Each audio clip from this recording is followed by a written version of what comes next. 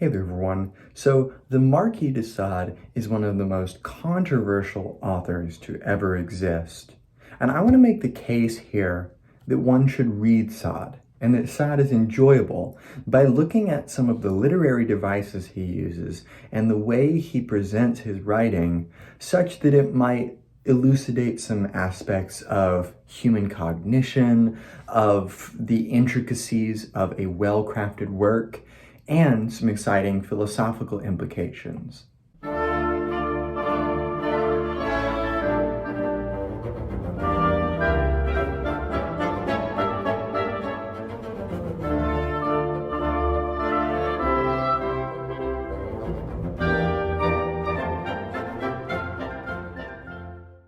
Now, Justine is my favorite work by the Marquis de Sade, and it's a great introductory work because it's very short, but it has a lot of the themes that make Sade Sade. Now, of course, the most overt theme in Sade is transgression.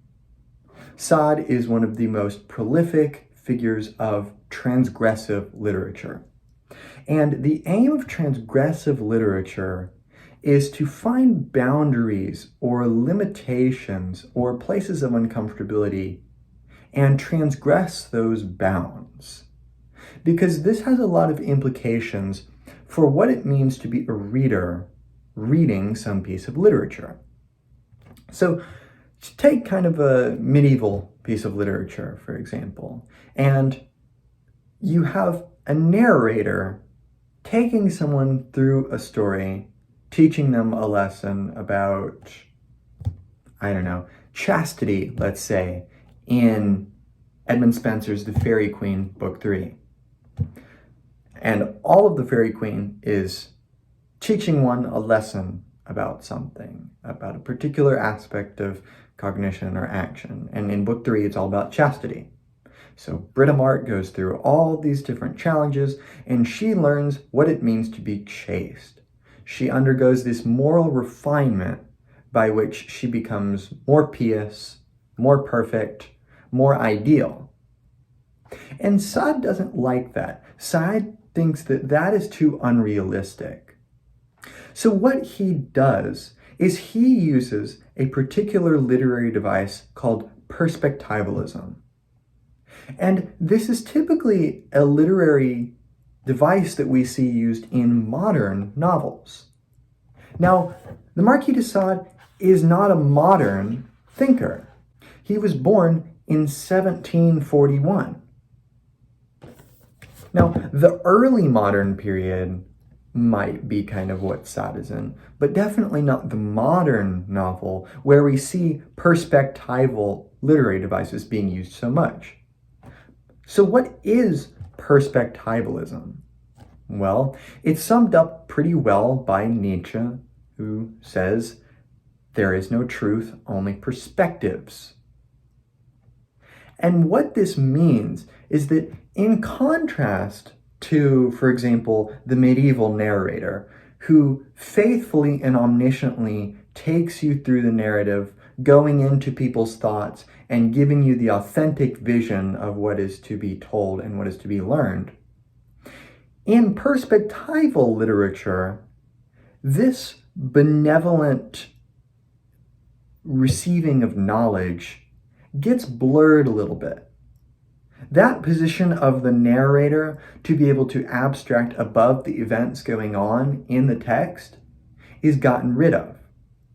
So in Sade's work, we don't have, for example, Sade's voice just narrating exactly what he wants us to learn about the text. No, we have Sade's voice coming out through the varying perspectives of characters.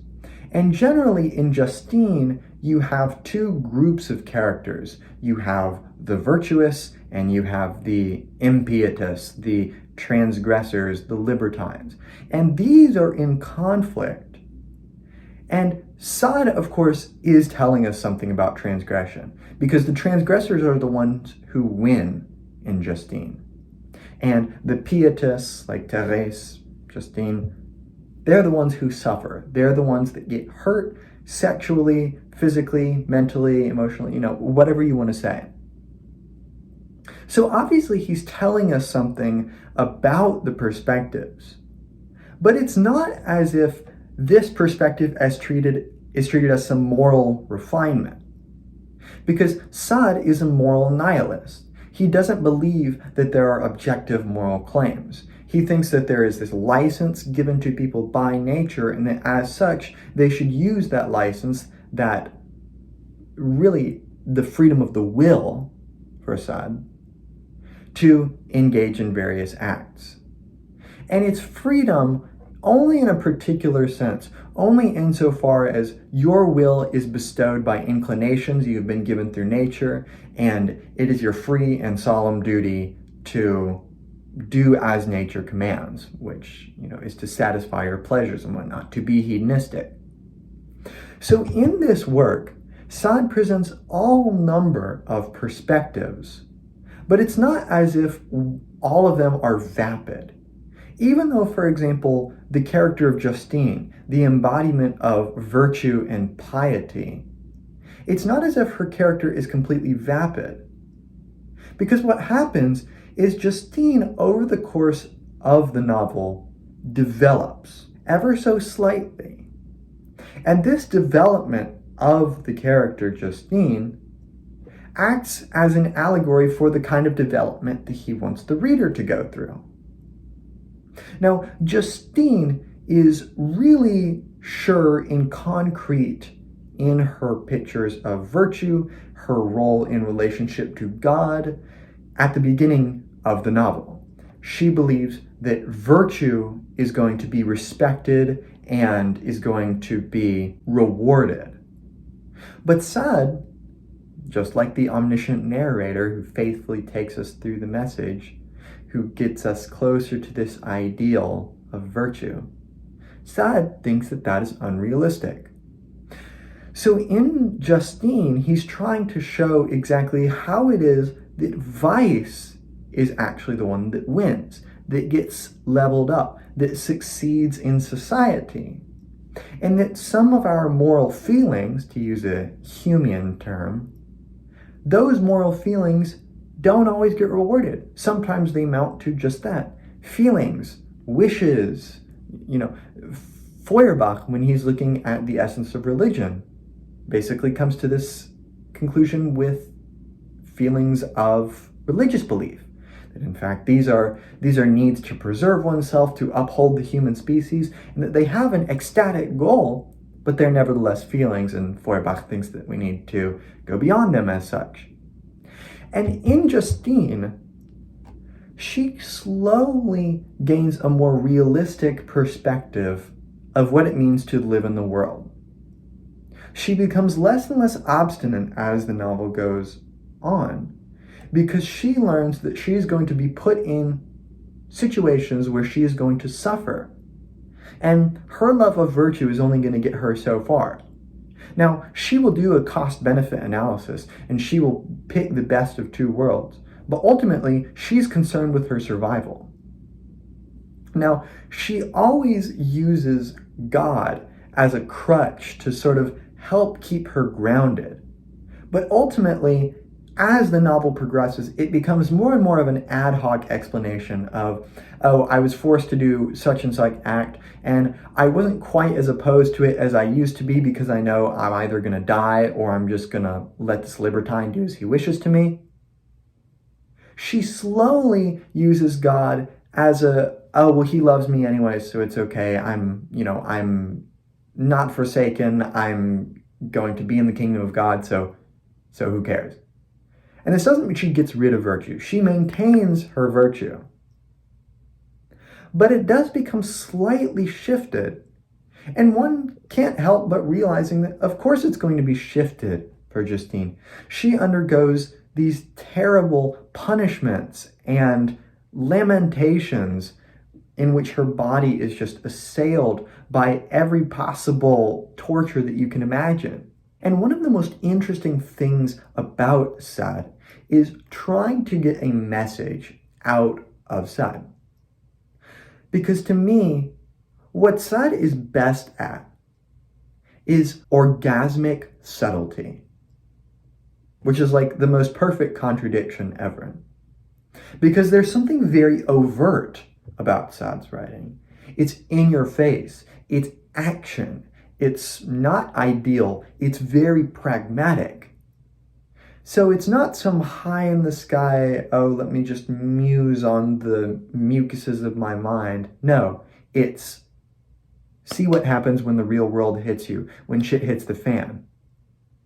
And what happens there is, even though all these overt messages are being delivered to you, you're really not sure if this is a message of advocacy or not. Because all the time, Sade will have the virtuous character over here, for example, Justine, and then the libertine over here, and he will put his own thoughts in the mouth of the libertine. But not always. And that's the most literarily exciting point about Sade, is trying to figure out, when is he advocating for something? When is he giving a philosophical justification for something? And when is he engaging in satire or caricature? And satire and caricature is one of the things that makes transgressive literature so unique. And it gets in the way of people being able to understand what makes this form of literature so exciting, so novel, so deep and digestible in so many different manners. Is all the time, Sade will put forth the most extreme arguments, but there always remains an ambivalence as to whether or not he's advocating this behavior or not. Now, Sade will link himself to what's actually going on in the novel, for example. Sometimes there are clear references to events that actually happen in his life, various run-ins with the law. He has a section where he's lamenting the lack of evidence that is willing to be admissible in order to convict someone, which is a reference to a real-life event that occurred where Sade was convicted with what is arguably not enough evidence, or at least for him, it wasn't enough evidence, and one can only guess what would be the right amount of evidence. But Sade will link himself to the story, but he won't always keep himself in the mind and mouth of the libertine. Sometimes he will come out through the character of Justine, Thérèse, the innocent characters. And usually it is through the development of those characters. So, obviously Sade as a writer, he can't help but have his biases come into how he develops Justine, for example. Because it's clear he doesn't necessarily agree with Justine. He's not upholding some momentous version of virtue. He's just not. His themes of transgression go against this objective, timeless moral perspective of virtue that is epitomized in Justine.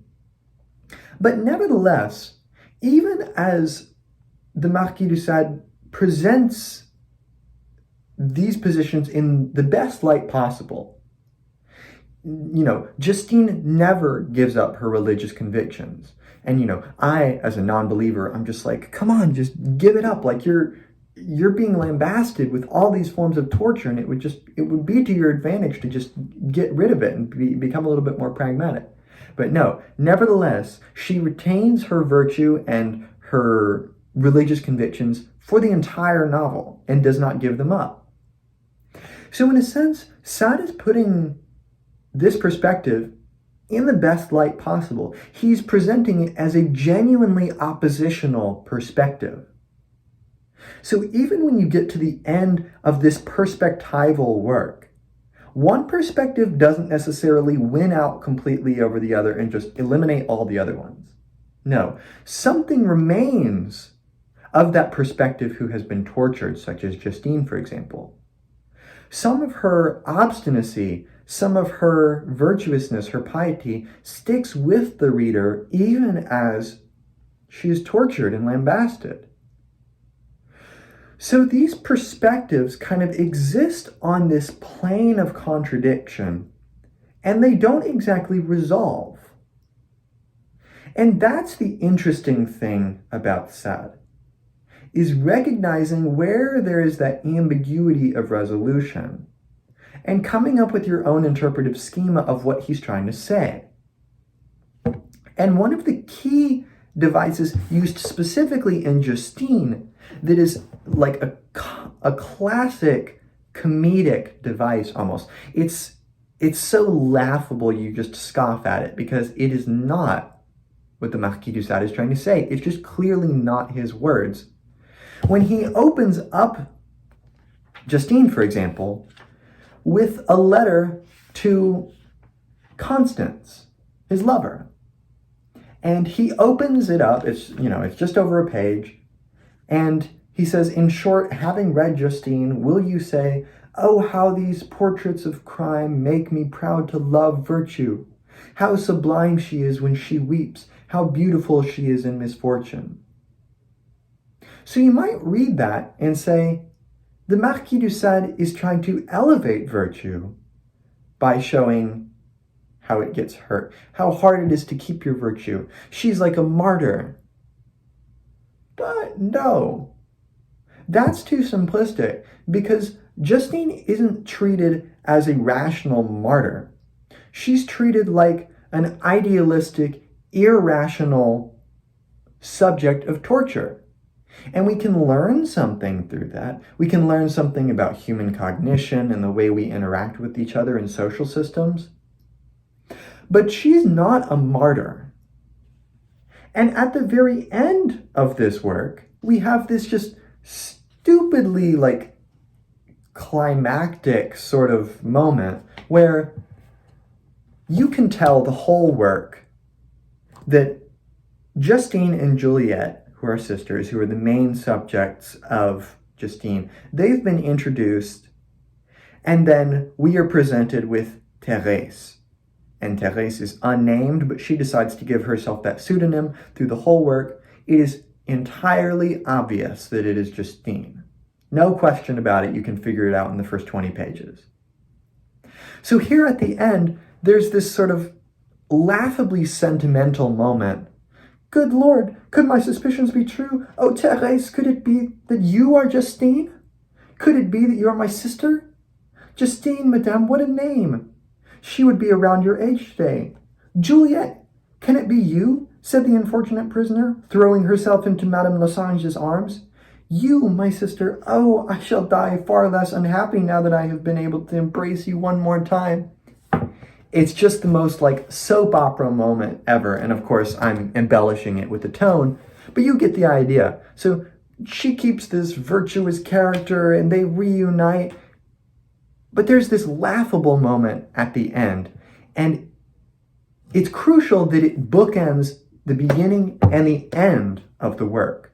You've got all the meat and potatoes inside this work of all the philosophical stuff that Sade talks about. But we open with this, this praise of virtue and, oh, it survives all torture. It's all the more lovable now that we know it's hard to find. And the last paragraph reads, oh, you who have shed tears over the misfortunes of virtue, you who have pitied the wretched Justine, while forgiving the perhaps rather strong colors which we have felt obliged to use, may you at least derive the same benefit from it as Madame de Losange. May you be convinced, like her, that true happiness is found in the bosom of virtue alone, and that if, for reasons which it is not ours to divine, God allows it to be persecuted on earth, it is to make up for it in heaven with the sweetest rewards.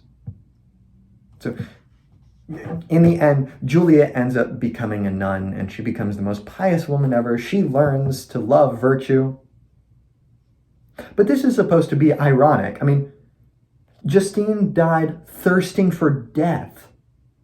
She was displeased. She was disillusioned with existence itself, and her existence, or her belief in the existence of God, was this sort of laughable afterthought that's keeping her alive. The true message lies in the middle. And this is really a placard of a moral message, something laughable like the character of Justine herself in the work. So Sade will give you these tongue-in-cheek moments where it is up to you to be a smart reader and to say, okay, how does this compare to what everything Sade has been saying so far? How does this stack up? Because it's easy to get to the light at the end of the tunnel. I've seen all this horrible stuff. I need something good to happen. This is not a good story. This is not a good outcome. It's not supposed to be. It's supposed to be brutally, nihilistically honest about the real world by constructing a fake world. And of course, because it's taken to extremes in a fake world, it's your job to take things with a grain of salt. The libertines take their actions to just the absolute extremes. This is the famous quote, "These then are the two options facing us, crime which makes us happy, or the scaffold which stops us from being unhappy." That is Sade, taking libertinism to the extremes to teach us something about something we can't always do in the real world. So by creating this extreme satirical plane on which to work literarily, Sade allows multiple perspectives to exist simultaneously and work themselves out steadily, but never to some dialectical conclusion. So I hope this has helped make sense of Sade literarily in terms of understanding his use of comedy and caricature and perspectivalism. I hope that you'll read the Marquis de Sade and see what you think about his works. See if you think it's something you like, try it before you bash it. Check out any of my other lectures that I've done on postmodernism, German idealism, gender theory, other literature. Become a channel member for $5 a month and gain access to, among other things, a monthly private philosophy Zoom that you can tailor to your needs. Maybe you need some kind of problem you want to work out. Maybe you have a reading that you're having trouble with, whatever it may be. That's it, and I'll see you in another lecture.